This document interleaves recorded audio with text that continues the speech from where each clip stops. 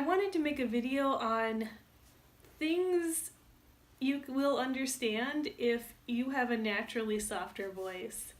And I've always been told that. I don't know if this is going to be relatable to anyone else, but there are some kind of funny things that tend to happen to you, so I just thought I'd make a video. And this video also is a top 10 list. Thing number 1, if a person is on the other side of the room from you or walking away from you, or God forbid both, you have 2 options. Run like the wind to catch up with them, or be like Elsa and let it go. Because if you try to call to them, if you try to call their name or anything like that, they will not hear you. They just won't. They won't turn. They won't pause. Oh, is that my name? No, they will not be able to hear you at all. Even if you're screaming at the top of your lungs, around friend, they will not hear you. But the people around you will give you a look like you should be taken to the hospital because there's obviously something wrong with you. Thing number 2, you do a lot of mental planning before you start speaking. You start thinking, okay, what is the most obvious way I can say this? What are some redundancies I can build into my sentence so people have more than one chance of getting what I mean? What gestures can I use? What facial expressions can I use to clue people into what I'm saying? And you think of that all before you even start talking. And you especially try not to say anything that's too weird, because that always raises the chances that people will be caught off guard and they won't know what the heck you're talking about. For example, if you're in the movie theater and there's a giant Pikachu cardboard cutout and you think that's funny and you're like, oh, I want to show my friend the giant Pikachu cardboard cutout, you would probably not say something like, oh, look who's behind you, or look who's watching us from over there, because okay, for one thing, that would sound really creepy.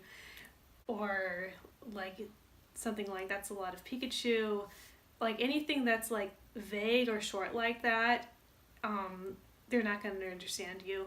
So if I were trying to get my friend's attention in that situation, I would be like, hey, friend, look over there at that giant Pikachu. He's so big and it's such a cute Pikachu. Look at him.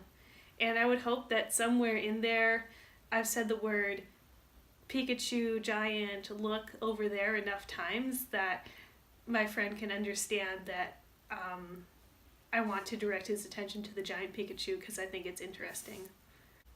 That would be a situation where, before I just say something about the giant Pikachu, I think, what is not going to confuse my friend the most and is going to get the point across quickly enough so that this doesn't become a weird thing.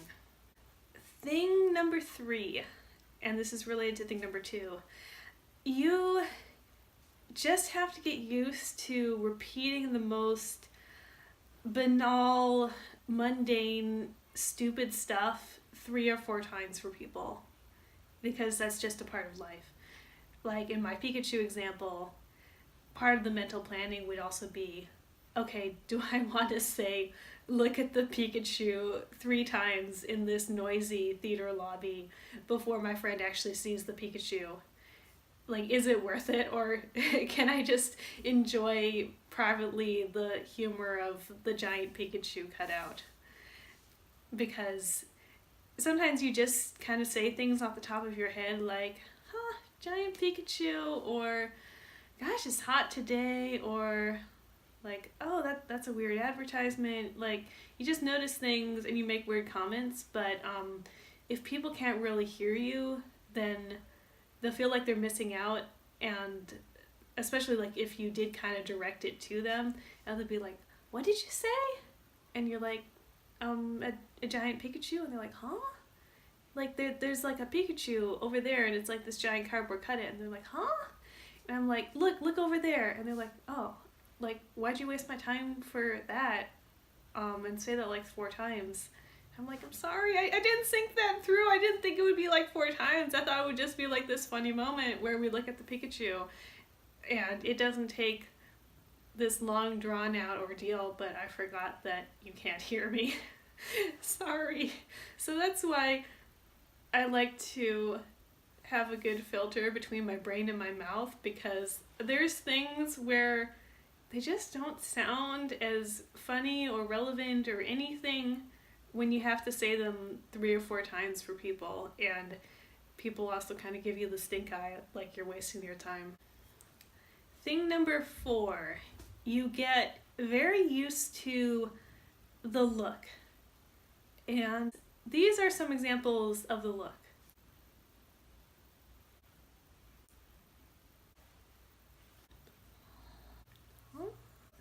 So you get used to, no matter what banal thing you said, you can say this coffee is hot or it's rainy today, and people will give you a look like you're an alien with 3 heads, because they don't know what the heck you've just said, and for all they know, you could have just said you're an alien with 3 heads. Thing number 5, you are very aware of background noises, like cars going by, car alarms going off, sirens in the background, airplane noises, coffee makers in coffee shops, which I hate. Sometimes you just stop talking in like what appears to be a random way to anyone else, but it's actually because something loud has just started in the background, and you know there's no chance in heck that your friend is going to hear you when you're trying to talk over the really loud coffee maker. And you just kind of are like, sorry.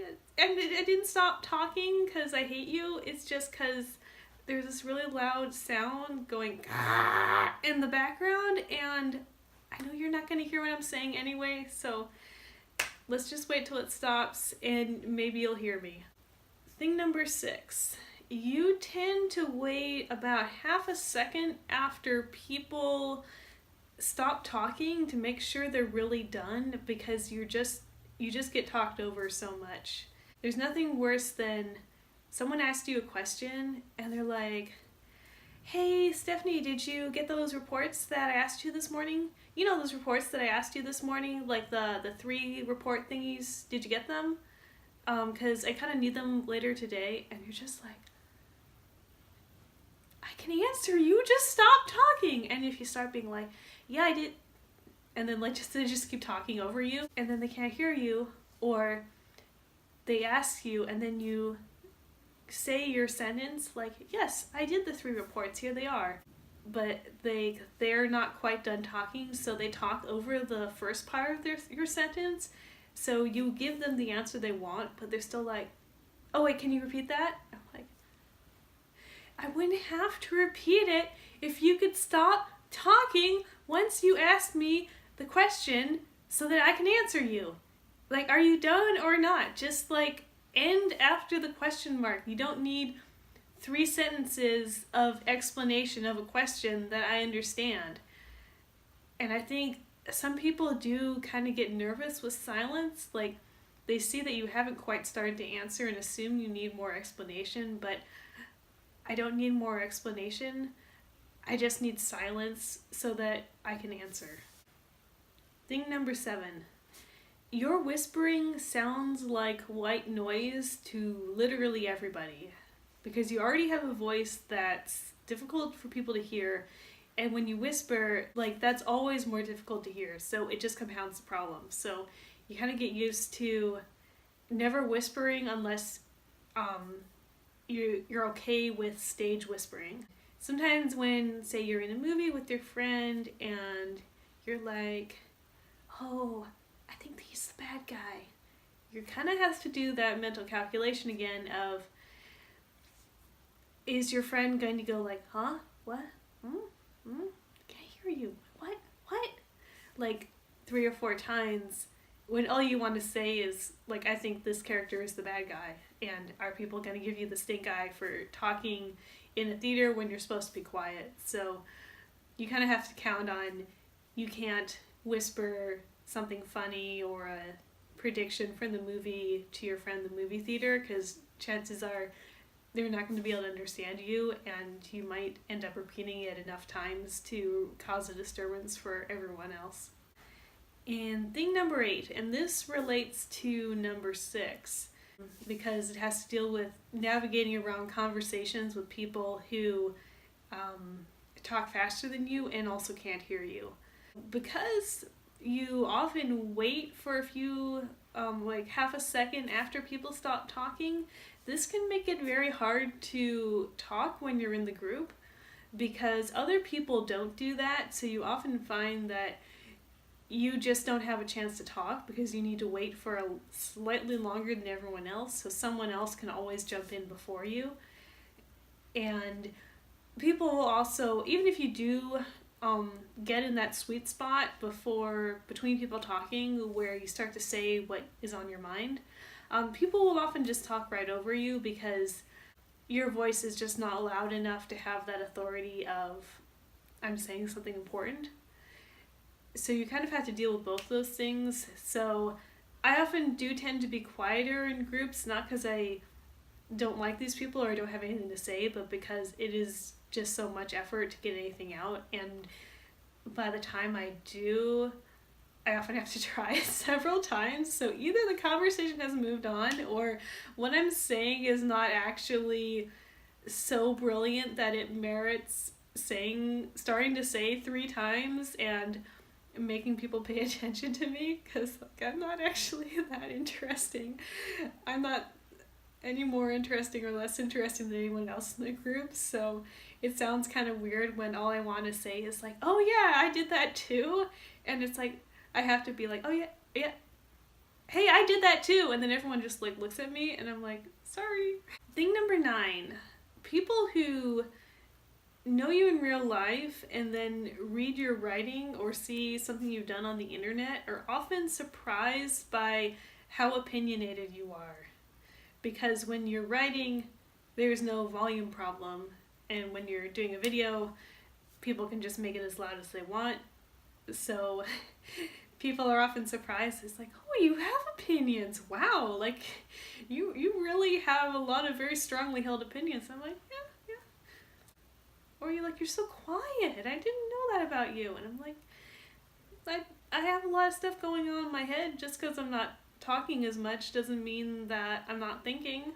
And just because I'm not booming all my thoughts at the top of my voice, or I have a voice that most people perceive to be less aggressive and a little bit harder to hear, doesn't mean that there's anything less valid about my thoughts. It's kind of like when people with a speech impediment or a stutter or something are always portrayed as being like very timid and passive, and it's almost like people assume that because the words don't come out as fast, that person must just be very weak and very submissive, which I can sort of see if everyone's mad at you all the time because you're talking slower, that would kind of do a number on your self-confidence. But it is kind of a weird assumption, because how efficiently someone can verbalize has nothing to do with how strong their opinions are, or how smart they are, or how competent they are. But unfortunately, we kind of judge people based on appearances. Thing number 10. People will either be kind of self-deprecating and really try to adjust for you. Like, they'll look at you, they'll scooch forward in their chair, they'll try to eliminate background noise. Like, older people might even do this with their ear, and they'll say like, okay, I'm just, my hearing's not so good, but I'm really trying to understand you. Can you speak up for me? It's still hard to communicate with them because we can't hear each other. But I always appreciate that when people like kind of realize that their own hearing or the environment may be contributing to the problem, because like the other half of people are just like, there's something wrong with you. You're talking wrong. You're not talking right for me. You come on, you need to change. Like you need to speak up for me. Change your voice. I will talk over you. I will not pay attention. I will look over there as you're talking to me so I can't hear you. I will look at my computer. I will type over you talking. I just don't care, but I'm just right and you're wrong because my voice is bigger than yours. Yeah, so like don't be the second person, please, because that's just really jerky and annoying. And the final one in my top 10 list, number 11, and I don't have enough fingers for it. It's kind of sad, but if you have a softer voice, you'll know that you'll never get one of those crushing scenes where someone says something really mean to you and you're just like something mean right back. That shows what a hypocrite they are. Not that you can't see that they're a hypocrite or express that or come up with the words, because you can, but you just know that no one says something mean and cutting and then just like waits there and stares at you. Like no one's like I'm gonna see what you say back to me after I say you're a virgin, you can't drive. That's like the most cutting thing I can think of off the top of my head. Like no one just like waits there and is waiting for a response. Like they want to do the dramatic heel turn. Like they do not care what you have to say back to them. So like they're just gonna turn, and it doesn't matter what you say back to them or how loud you say it or how smart it is. They're just not gonna hear you. So just cut them out of your life and don't hang out with them if they're that mean. So those were the top 10 things that you understand if you have a softer voice, or you can probably find relatable. I hope this was enjoyable to someone. I've just always had a softer voice, and people generally just assume that I'm doing it for yucks, but I'm not. I perceive myself as speaking normally, and I just thought maybe there's other people out there who speak in a softer tone who might find this really relatable. So thanks for watching.